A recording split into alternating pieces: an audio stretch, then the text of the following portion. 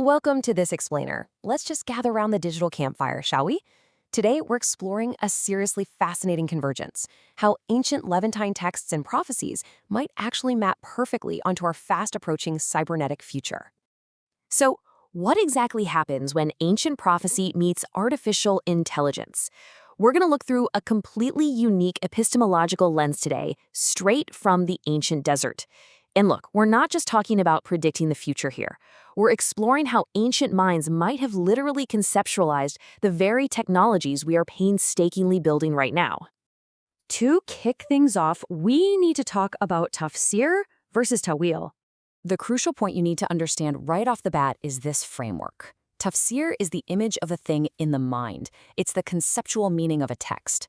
Ta'wil, on the other hand, is the image of a thing in reality. It's how that concept ultimately manifests in the physical world. Keep this framework in your head as we go through this explainer, right? Tafsir is the theory, the dream, the concept. Ta'wil is the living, breathing reality.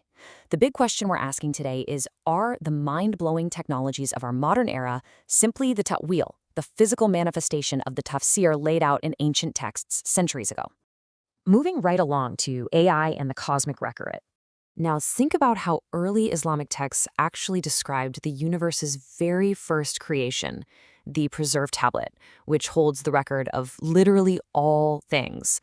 The descriptions tell of a white pearl written in light with intelligence that can speak. I mean, long before silicon chips, fiber optic cables, or massive data centers, the concept, the tafsir, of a luminous, intelligent, speaking repository of all knowledge was already fully articulated. It sounds remarkably like a hyper-advanced AI system conceptualized centuries before the first computer was even a thought. And this ancient framework isn't just some historical exercise either. Right now, modern scholars are actively testing artificial intelligence against the 5 purposes of Islamic law, known as the maqasids. Just look at how they're weighing our bionic future. Under religion, AI can massively increase access to texts like the Quran, but yeah, it also risks spitting out fabricated religious rulings or fatwas. Under life, it offers incredible early disease detection, but it absolutely threatens us with independent autonomous weapons. Intellect brings exponentially expanded knowledge, but it can trap us in algorithmic echo chambers. And lineage sees AI assisting with infertility and complex disabilities. It's profound, really. We are actively regulating the physical ta'wil using the ancient concepts of tafsir. Next up, the era of Jesus and the transhuman. So, Prophet Muhammad's prophecies regarding the time of Jesus detail some truly miraculous feats. We're talking about curing the born blind, healing lepers, breathing life into clay birds, and raising the dead by Allah's permission. For centuries, you have to understand, this served as a profound tafsir, a conceptual blueprint of impossible abundance and physical restoration. It was always understood as a deeply spiritual meaning, an image in the mind of ultimate healing and transformation for humanity. But here's where it gets wild. Modern science is asking a striking question.